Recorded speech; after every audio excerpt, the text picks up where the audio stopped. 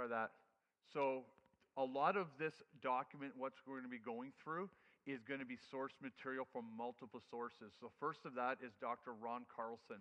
I'm not sure if any of you heard of Ron Carlson, but before Frank Turek, before all these other apologetic guys were rising up, Ron Carlson with Christian Ministries International did an exceptional job on his work in cult understanding. So he didn't just deal with the Masonic Lodge, he worked through all kinds of cult issues.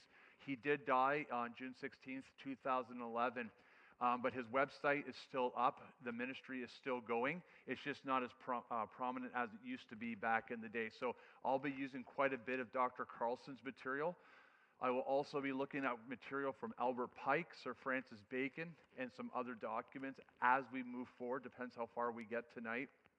We'll look at Encyclopedia Britannica and some other sources. So yeah, let's just get into that.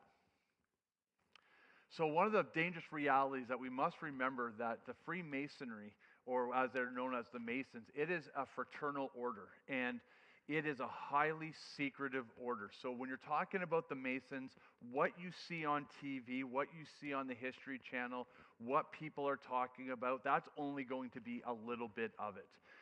It is so much more deeper. And again, we're going to learn about these secret oaths that people have to, to swear on. So I'm going to do the best that I can with the knowledge that I have access to. And some of the stuff might be a little bit out to date, but if it's out of date, it just means it's probably so much worse, right? It's like anything. If somebody knows your secret password to your computer, what do? You change it, make it stronger. So when you're talking about handshakes, you're talking about rituals, they could change certain things. But we also know that even though we have a bit of information, what people decide to reveal, even if they come out of the Masonic Lodge, they might only be revealing a small portion of that because they are still concerned, depending on how high they were inside that actual lodge. It's not so much being a Mason is secretive. They like people to know you're a Mason because that's where the favors come in. We were talking before the session even started. In law enforcement, perfect, I don't have to stall anymore. Thank you. In law enforcement, many people were Masons. People were very proud to let them know they're Masons. So you're going to see this, and that's just a way of saying, hey, recognize who I am. There's all kinds of advantages, yeah. Because you're in a fraternity, you're in a brotherhood. We'll get into that down the road, but for sure, right? If you're a judge, or if you're a banker and I need a favor, I'm going to come talk to you. You're going to do that favor for me because we are Masons. In return, I'm going to do a favor for you. There we go. Much has been exposed. Just let me know if you got your pictures. We are recording this, by the way. So much has been exposed by past members, but the reality is, as I said, there's so much more that needs to be revealed. And again, because it's a fraternal order, it is one that you're entering in this society through blood oaths. You're giving the pledge of death if you expose the secrets. Make no mistake, they're not making these pledges lightly. And again, as we'll go through this, you'll find that many people who start to enter the lodge don't have all the information. Okay? It's like when we say read your Bible. How many Christians actually read their Bible on a weekly basis? Right? It would be the same when people are becoming Masons and they're reading Pike's Morals and Dogma. They're told to read it. They're even given the book, but many don't read it. So we'll touch on that in a few minutes. Freemasonry is opposed to Christianity, and I need to be very, very serious on this. If you know someone who is a Freemason, or if you yourselves might be a Freemason, and you think it's compatible with Christianity, it is absolutely not. If somebody is a Freemason, their soul needs to be saved because they had made a deal with the devil himself, even if they don't recognize it. Christianity and Freemasonry never go together. We know that we are to sanctify Christ as Lord in our hearts, always being ready to make a defense to everyone who asks and to give an account for the hope that is in us. Yet we are to do it with gentleness and fear. So it is my desire tonight, by giving this information, that you're not memorizing all of it and trying to be like a master when it comes to this topic, but to give enough information that when you're talking to somebody who might be in Freemasonry, to say, look, what about this? This is opposed to God, or this is opposed. Well, what do you think about this? And allow that information to give you leadways into preaching the gospel to these individuals. So a little bit of a background.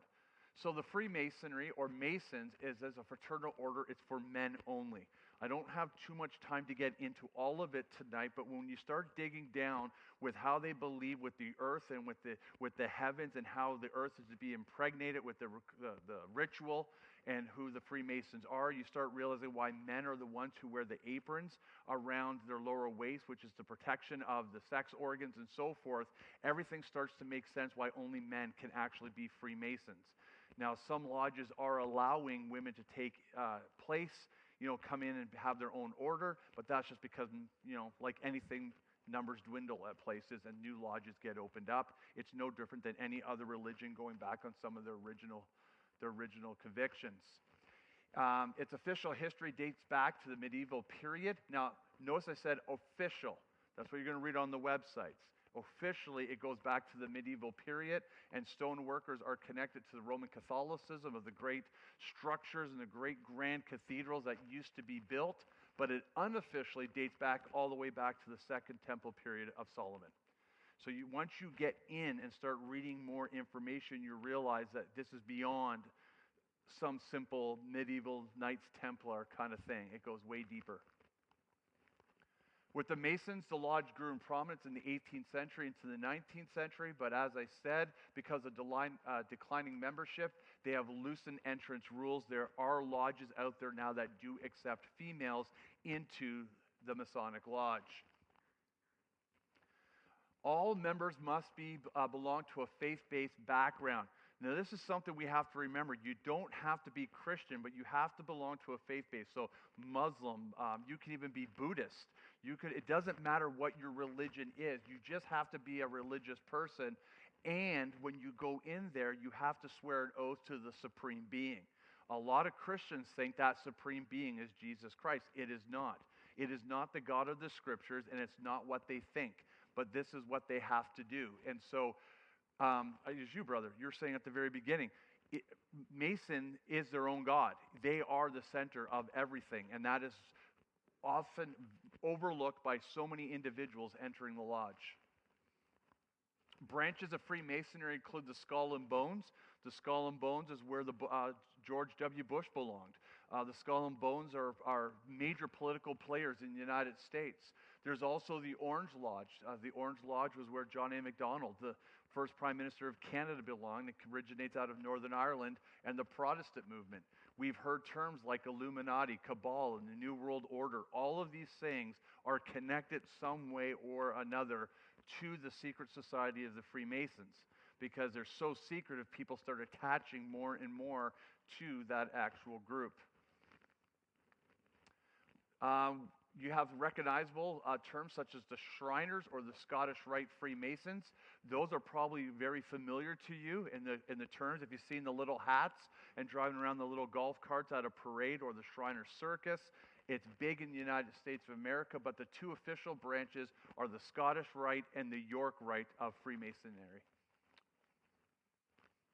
Look at those happy bunch of guys. So there are over 6 million Masons worldwide. At the time that Dr. Ron Carlson was doing his lectures before he died, there was only 5 million, but they're now up to about 6 million, and over half of those actually reside in North America, so in Canada and the U.S. You can pretty much drive down every town and you will see a lodge to some degree or another. The big one is actually in Hamilton on Main Street. I think it's a massive Scottish Rite Freemasonry building right there. It looks like an old, creepy castle. Now, to enter the lodge, it will always start with the entrance to the Blue Lodge. So if somebody wants you to become a Mason, you're going to have two friends that are going to walk up to you, or you have two friends. You don't just walk up and there go boom, boom, boom, I want to be a Mason. You're going to have two sponsors, two friends, but you'll always first start at the Blue Lodge. Okay, that doesn't matter who you are. This is what your initiation will look like. According to the Duval Lodge in Florida, they state on their own website, the Blue Lodge, or Symbolic Lodge, as it is more properly known, every man's journey into Freemasonry begins in a symbolic lodge, where he receives the first 3 degrees in Masonry. These are known as respectfully as the entered apprentice. So for you to go and for a person to be part of Mason, they enter this apprentice level, and that is where the individual spend their first 3 years. I don't know if different lodges have different sections or if it's an actual building, but a lot of the research I did, it's an actual lodge itself. Like it might be a blue lodge over here, but there's a different lodge down there, maybe 2 or 3 blocks down the road. But nonetheless, this is how all people start, regardless of where they end up in life. They will remain for 3 years until they become a 3rd degree Mason. So that's their life in the symbolic lodge. According to Dr. Ron Carlson, he talks about what they go through at this kind of initiation process. And so basically a man will walk in wearing his suit and tie, but at that time his jacket and his tie will be partially removed. So this is not just you walking into a lodge. You now have your 2 friends saying that you're going to become a lodge member. You're entering the Freemasons. This is it. You're now to go in and get your rituals to take place. So you walk into the lodge as a man. You're wearing the suit, the tie. This is your night for the ritual. They take off your jacket and they take off your tie. When they do this, the left leg of your trouser will be rolled up past your knee. Then the candidate will have the left side of the left side of their breast pocket exposed. So the left side, buttons will come open. The left side, why is the left side, anyone? Heart, right? So the left side, again, sorry about that typo, will be exposed, and a slipper will be put upon the right foot. At this time, the candidate is blindfolded, which represents darkness, and a rope or a cord is placed around their neck. They are then led through the door to the threshold by a gatekeeper or a doorkeeper. So you kind of get into your mind every movie you probably watched which you wish you didn't. And you have this individual who is basically half dressed being led in a hood and a rope into the threshold. The inner guard then holds a dagger to the chest and leads the individual to the worshipful master or the chief officer of the lodge. So you got the hood, the rope, you got this dagger, and there you go, you're being led into this section of the lodge.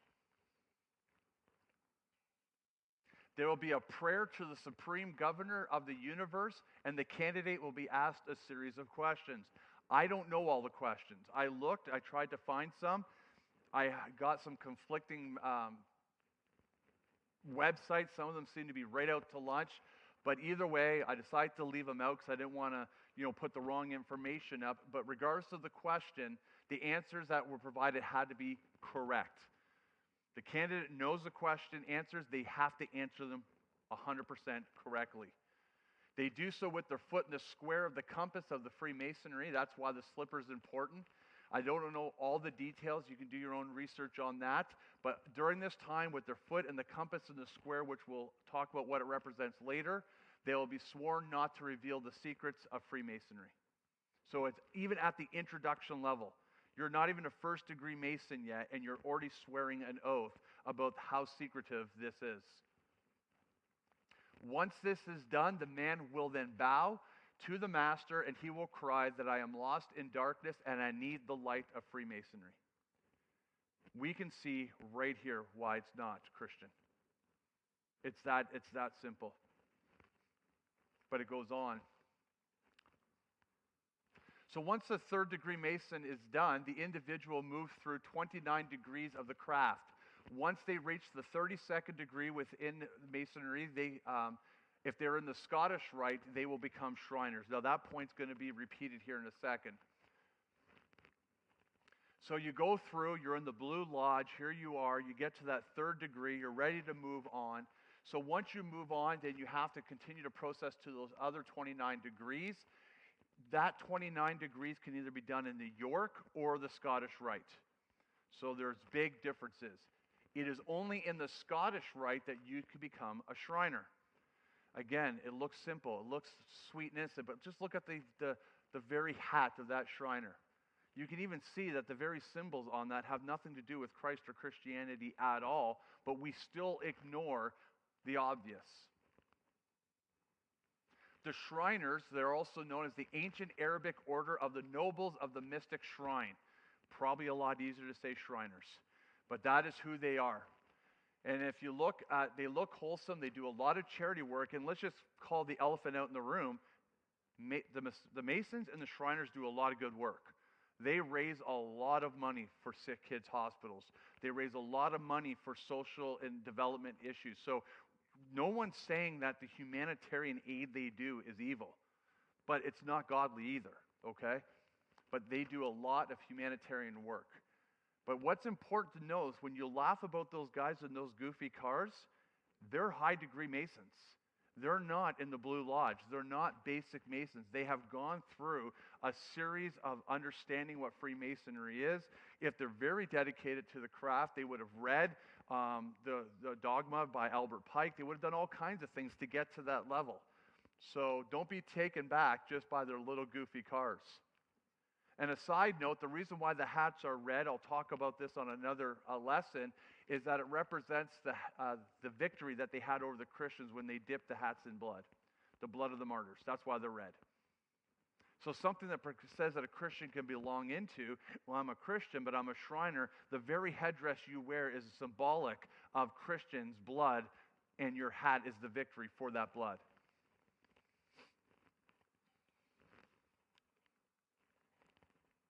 Again, all that glitters is not gold.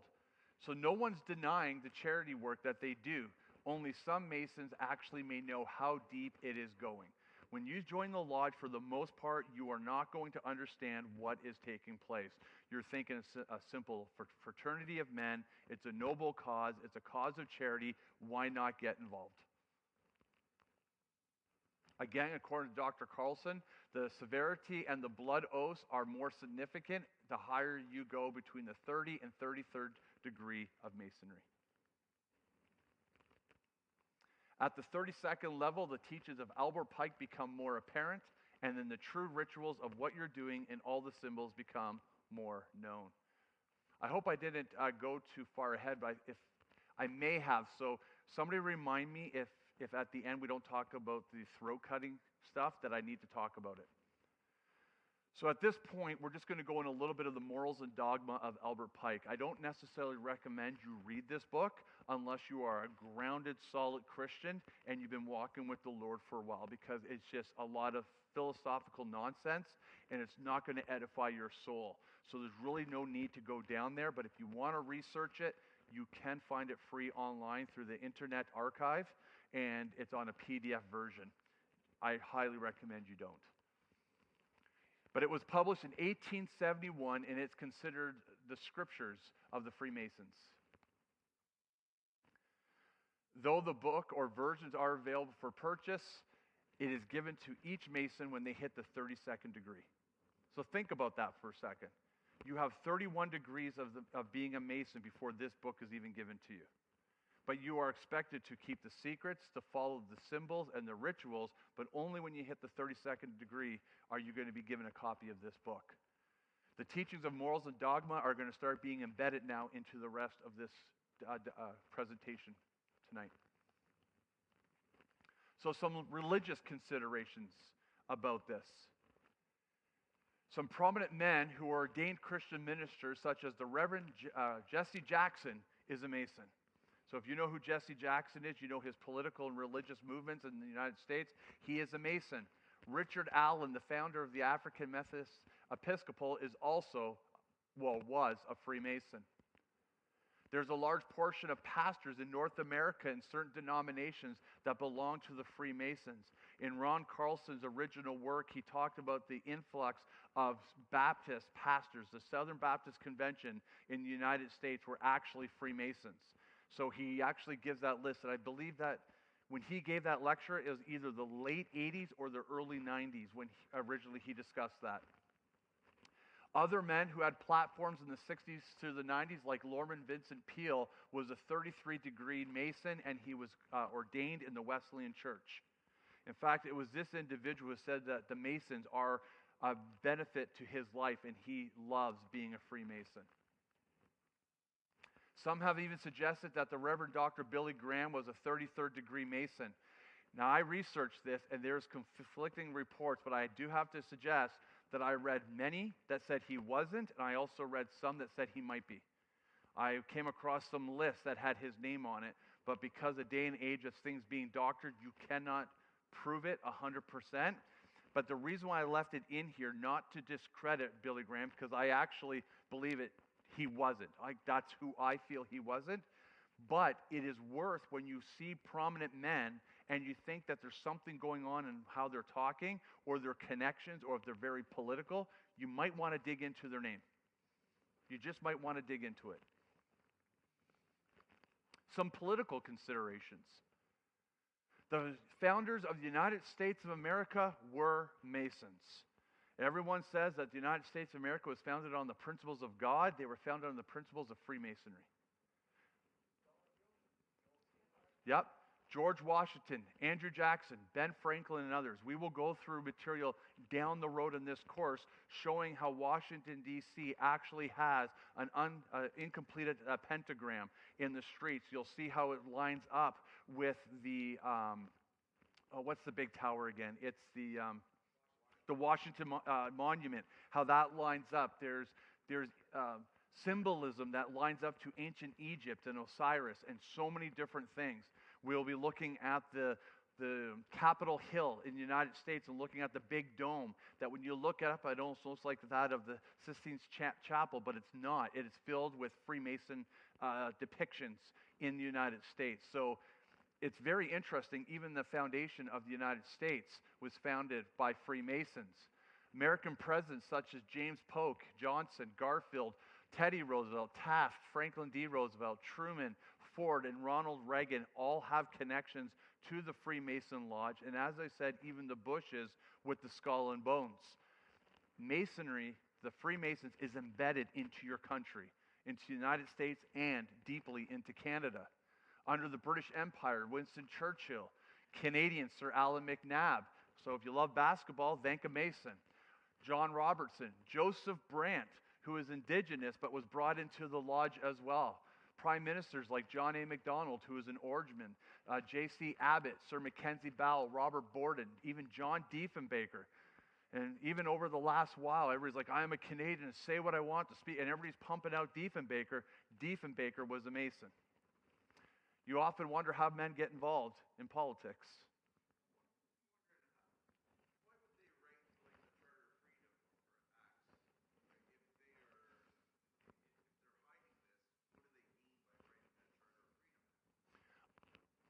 I don't know, but what I can say is that when you look at the Bill of Rights and how the Bill of Rights in Canada is written, it only protected a small portion of society.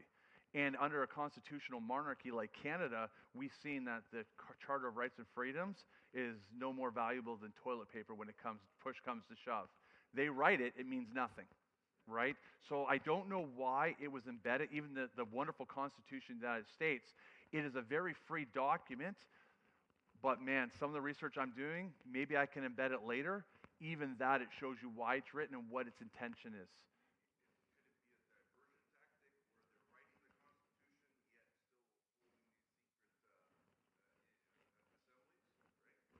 Well, I'm going to very briefly talk just give me, briefly? No, remind me to talk about that at the end if we have time, because you're bang on.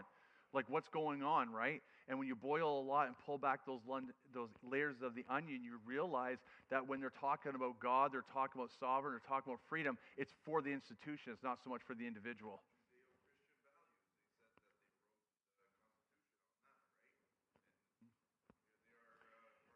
And you read Pike's work, you'll see all kinds of scripture embedded into it.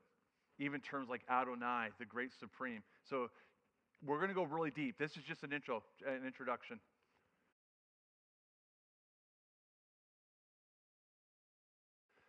Conspiracies and more. Is that really that slide already? Okay, so conspiracies and more. With the many names, and there are way more names on the list of who is a Freemason, you can see then why there's a large amount of conspiracy theories rising up in this world. You have connections to the Knights Templar, communism, Marxism, all this has taken place. If you watch Tom Hanks' movie based on the Dan Brown novels, you'll see all kinds of Freemasonry stuff embedded into those very novels about what is taking place. But it goes even more. You got the Bohemian Grove, and you have the gatherings at Bohemian Grove in the G7. People think this is made up. Years and years ago, and don't get me wrong, this is not a plug for Alex Jones. That guy is a few fries short of a Happy Meal. But years and years ago, he actually exposed Bohemian Grove. And he went in there, and the political leaders were there. They were dancing around with rituals. Half of them didn't even have clothes on. And it is a time where political decisions are made, where money is passing hands. This is why Epstein fell and didn't kill himself. I'm sorry, I sound like a conspiracy theorist now, but Epstein did not kill himself. Epstein Island was a place where political powers and those in Freemasonry would go and take advantage of young women. And political deals were being made, and a lot of them. When he got arrested, they had to silence him. It's on video, like it's not made up. People don't want to see it, but it's out there freely for people to see. Again, all leaders that are mentioned took that first step. So remember we talked about that Blue Lodge? John A. Macdonald did that very first step. So did George Washington. They went in and they had the very ritual that took place where they would keep their mouth shut. And they did. Many have kept their mouth shut. Further, the higher degree Masons make the blood oaths, and this is where it was. I didn't know where it was. So what they do is they make this blood oath and they put their thumbs to their throat and they make the slicing motion while they're making the oath that if they are to reveal these, that they should be killed. In fact, this is the oath that they speak according to Dr. Carlson. So when they put their thumb on their throat and make the motion across their throat, and this is the oath they take, binding myself under no less the penalty and having my throat cut across, my tongue torn out by its roots and buried in the rough sand of the sea. So that's what they say regarding the secrets. It's pretty serious. I mean, for you and I as Christians, we have the enlightenment of the Holy Spirit, so we're like, why would anybody say that? But when you're in the world and you're going through this ritual, you mean it. It's serious. In the second degree, you must take this oath, binding myself under no less a penalty than that of having my left breast torn open, my heart plucked out and given to the prey of the beasts of the field and the fowls of the air. Now you know why the shirts are opened. Now you know why the dagger is resting against the chest, even in that early stage to what is taking place. Then the Master Mason, the third degree of the Blue Lodge, and every other Mason will say, binding myself or a less of a penalty of that of having my body severed in twain, my ballast taken from man and burned into ashes and then given to the hills. They're pretty serious. There's no way you can say this is Christian. Yeah. And the very verses where it says, make all the verses, don't give man any oath. No man can serve two masters. The scriptures are left, right, and center, but yet they still continue to do it. Back to morals and dogma. These sworn oaths make it challenging to know the inward workings fully. And here's what I'm going to talk about. When the individuals who are joining the secret lodges, they do what you and I would do. Right? If somebody gives you free tickets to the Leaf game, are you going to ask what's the catch other than the fact that they're probably going to lose? No. You're going to say, just take the tickets. Right? I'm in. Right? They say, by the way, do you agree to my terms and conditions? Sure, it's Leaf tickets. And all of a sudden you get there, you open it up, and you realize that you got, ripped off or whatever. But it's the same when it comes to this stuff. Men want in. And as I said earlier, being in law enforcement, many men were Masons. I know one individual, a Christian man, who's not a cop today. His grandfather was a high-degree Mason. And he said to him, if you just simply join the lodge, you're in. This kid failed like the physical test like 8 times. He failed all the tests. But if he would have became a Mason, he would have been a cop the next day. But he said no. So praise God for his steadfastness. But a lot of people enter this. That's just the government. A lot of people enter this, and then they don't realize what they're getting into. Thank you, who caught the joke.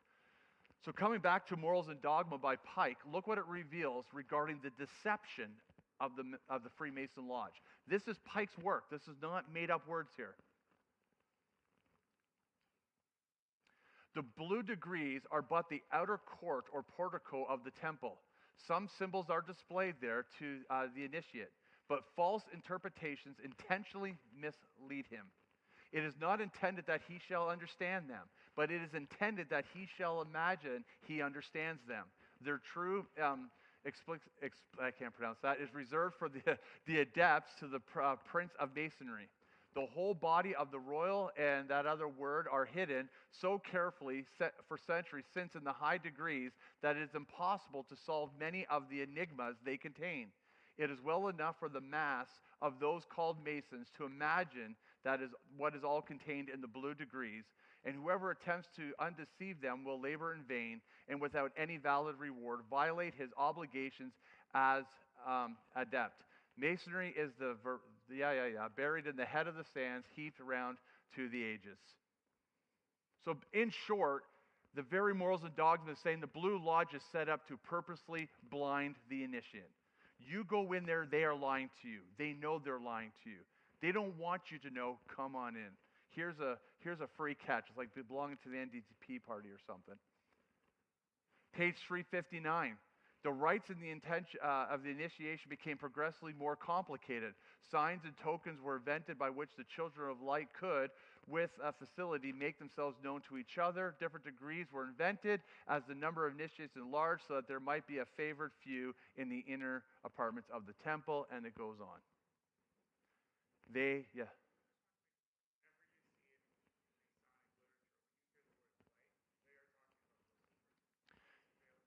Absolutely, we're going to get there. But just in case you didn't hear our brother, anytime the lodge is talking about light, they're talking about Lucifer.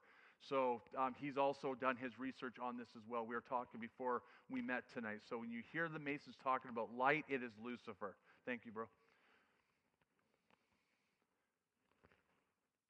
In his own words from the introduction, there's deceit.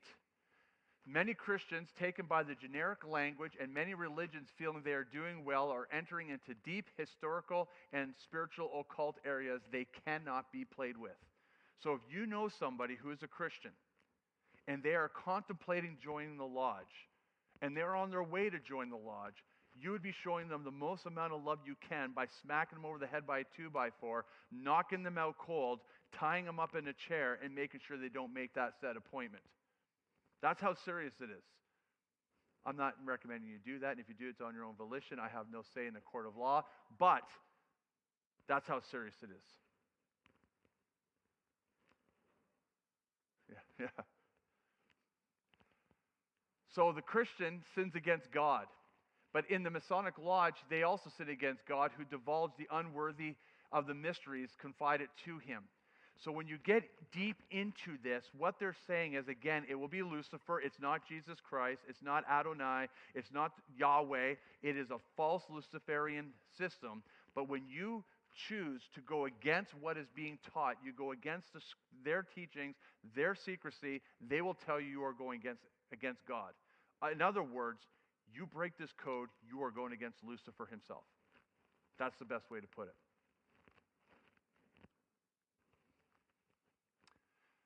Christians cannot walk in darkness. We know that Jesus is light, and whoever follows Christ cannot walk in darkness. He cannot. He will walk in light. He has to have light. John 8:12. At one time we were in darkness, but now we are in the light of the Lord. So we are to walk as children of light. Ephesians 5:8, not Seth. God is light, and there is no darkness in him. 1 John 1:5. Masonry is pure evil in darkness. Those who are in this know it. So if you have like a friend who's like a 22nd or a 33rd degree Mason, and he's trying to convince you that they are either completely ignorant themselves, as Carlson would say, or they are absolute downright liars. Both of them are very plausible in this area.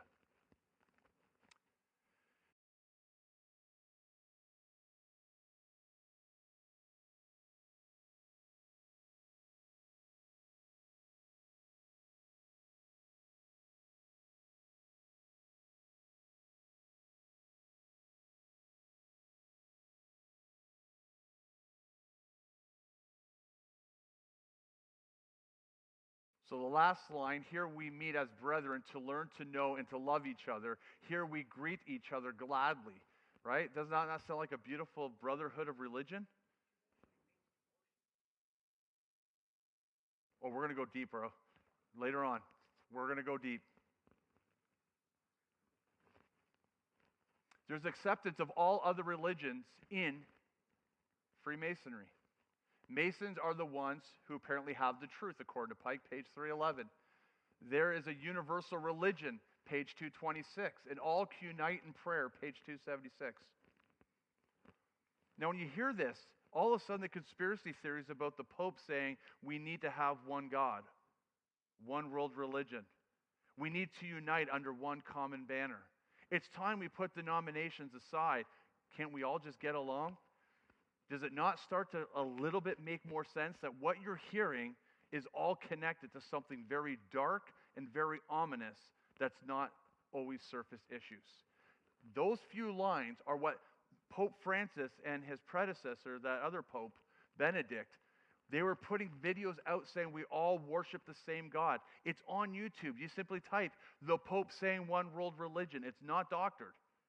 And the Pope is saying that we have a universal truth and a universal religion. All people are trying to find their way to God, and we can all unite in prayer and in love. It's a religion of universalism, and it holds that all religions require equality, page 166. It says, therefore, no man hath or ever had a right to persecute another for his belief. For there cannot be two antagonistic rights. And if one can persecute another because he is satisfied that the belief of that other is erroneous, the other has, for the same reason, equally as certain a right to persecute him. This is what he's saying. They are claiming one world religion. And what is the one world religion? Luciferianism. So there's no denying that Freemasonry is a religion, and those who serve in it are serving as priests or parishioners. Mostly priests. All the symbols are ancient and have meaning. The symbols have function and goals. They're not there for some weird reason just to make the place look good. The compass and the square, the connections to the stars, the moon, the sun, the pointing back to creation and forward to destruction. So we're going to keep going. So again, Dr. Carlson points out that the temple representing the zodiac and the 12 pillars of the astrological symbols, I mean, it all points back to something far deeper and more sinister than they want you to know. So let's look at the symbols for a second. This is from Greg Lilly's website, The Meaning Behind 15 Common Masonic Symbols, and that's his website up there for giving credit where credit's due. And according to his website, it says the square of the compass represents morality. The Freemasons need to square their actions with virtue and mankind. It sounds reasonable, doesn't it? It's darker than that. We'll get there soon. The compass guides actions and words, and as well, it is in the statements. Basically, it's your moral compass, right? A moral compass. The all-seeing eye. The eye of providence. It's the symbol of the American currency on the dollar bill. It dates back to the late 18th century. And it represents the eye of God. Notice I didn't put capitals here. Okay?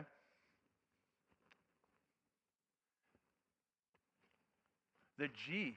The G is substituted for, the initial word of God according to the Freemasons. It goes deeper. It actually represents something even worse. It's phallic, but we'll get down that way down the road. Who is their God? We have to ask that question. G is also represented the gnosis, that God is all-knowing. I should have had that lowercase as well. My apologies. The blazing star represents the Freemason's journey. A Mason uses knowledge to guide him. The star lights up the night sky, lights up the darkness, goes back to the oath. They're lost in darkness. They need Freemasonry to protect them. So this is being recorded, and the video will be uploaded to YouTube. That's when I get killed. All right, signs and symbols continued. The way the temples are designed and the symbols represent the cult dogma. Even the aprons that cover the area of reproduction is sacred. There's a reason why they wear the aprons. We'll talk about that probably in about 2 or 3 different classes from now. It's not just the symbols, but the figures such as Osiris and Cyrus, the Cabal. All these things, as I said in the beginning, all have meaning. When you're looking at the stars, when you're looking at the events, We can even go as far as saying the way the President of the United States is initiated, the way he gives his oath and where he gives his oath has all been selectively positioned absolutely perfect and with Washington, D.C., because many of these men believe that at one point Osiris will once again rise again. We call Osiris the Antichrist. This is their views. So when you see people and they think that you're calling them a conspiracy theorist, you have to break, maybe there's a good chance there's a lot of conspiracy, but you need to also step back and say, where are you getting this information? And you need to dig in. Do they understand things about Freemason ideology? So what does Albert Pike say about those signs that we just looked at? The square, according to Pike from page 850 of Morals and Dogma, is an instrument adapted for plane surfaces only, and therefore appropriate to geometry or measurement of the earth, which appears to be and was supposed to be a plane by the ancients.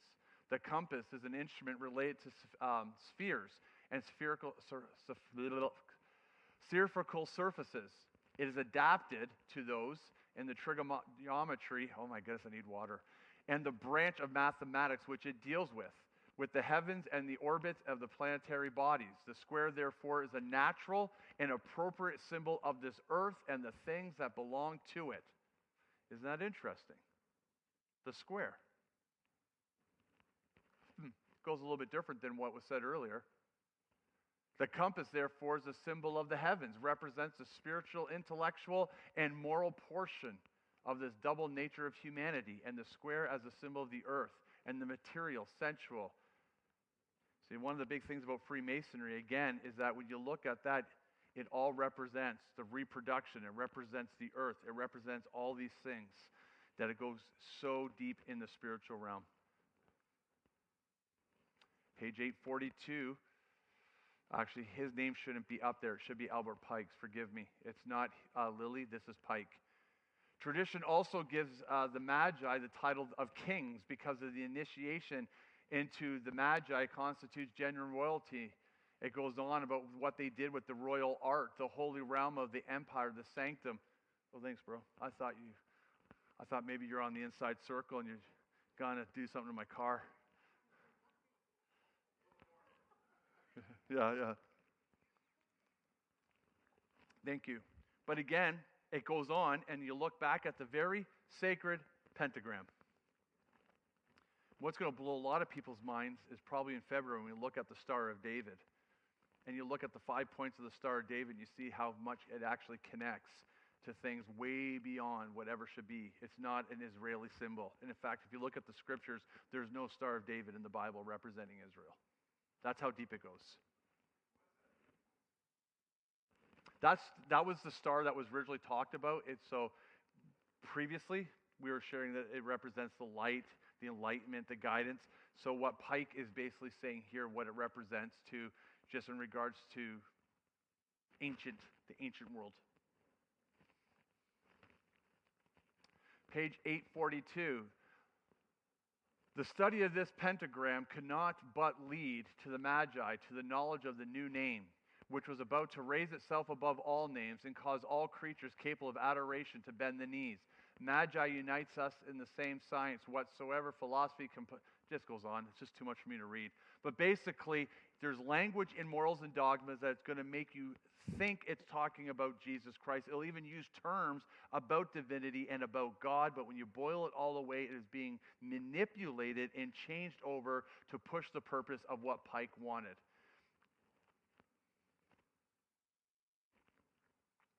This is from Pike's speech. And the reason why I did it this way is because I found it on a website that was recorded. And it looked like it had a really cool typeset. So I thought if I just typed it out, you may not get the full thing. But if I copied and pasted to give you the typeset, you can realize he did actually say this. I don't know, it's like a graphic thing. But these were his words. To you, Sovereign Grand Inspectors General of the 33rd degree, we say this, that you may repeat it to the brethren of the 32nd, 31st, and 30 degrees. The Masonic religion should be, by all of us, initiates of the high degrees, maintained in the purity of the Luciferian doctrine. Those are Pike's words. If Lucifer were not God, would Adonai, the God of the Bible, whose deeds prove his cruelty, interesting, hatred of men, barbarianism, repulsion for science, would Adonai and his priests calumniate him? Yes, Lucifer is God, and unfortunately Adonai is also God. For the eternal law is there is no light without shade, no beauty without ugliness, no white without black. For the absolute can only exist as to God's darkness being necessary to light, to serve as its foil, as the pedestal is necessary to the statute, to the brake of the locomotive. There it is. That's it.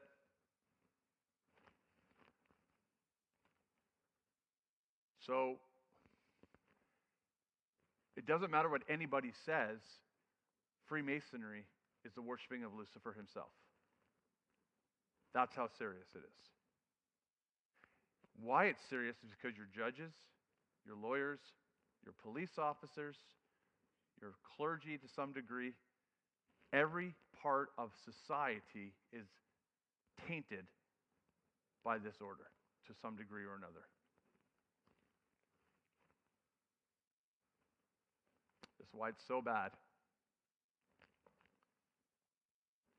I'm going to leave it there. We're going to continue next week. But before we leave, we just need to be reminded that Freemasonry is indeed a cult. It's the Antichrist. Its rulers worldwide may be Masons. They very well may be able to dictate for the present time global events, but they are not the true sovereign. I want us to leave here tonight remembering they are not the true sovereign. We know this, and we are God's children. We have overcome this world. We know that because of Christ. More significantly, he is in us. And greater is he who's in us than he who's in the world, 1 John 4:4. So regardless of the power that they think they have here and now, this temporary power, their knees will bow. Their tongues will confess. Jesus Christ is Lord. Right? So they do have an opportunity to repent, to forsake this evil. We will witness to them, and we will share the gospel with them. It doesn't matter like, I'm okay, I'm a Christian. No, if you're a Mason, we will treat them as the worst of sinners, just like we were treated before we knew Christ, and we will give them the gospel. Furthermore, Jesus is the image of the invisible God. He is the firstborn of all creation. For in him all things were created, visible and invisible, in the heavens and of the earth, whether thrones or dominions or rulers or authorities. All things have been created through him and for him, and he is before all things, and in him all things hold together. So we know that is true. Albert Pike, every single one, even George Washington himself, bowed to the sovereign. That we have comfort in.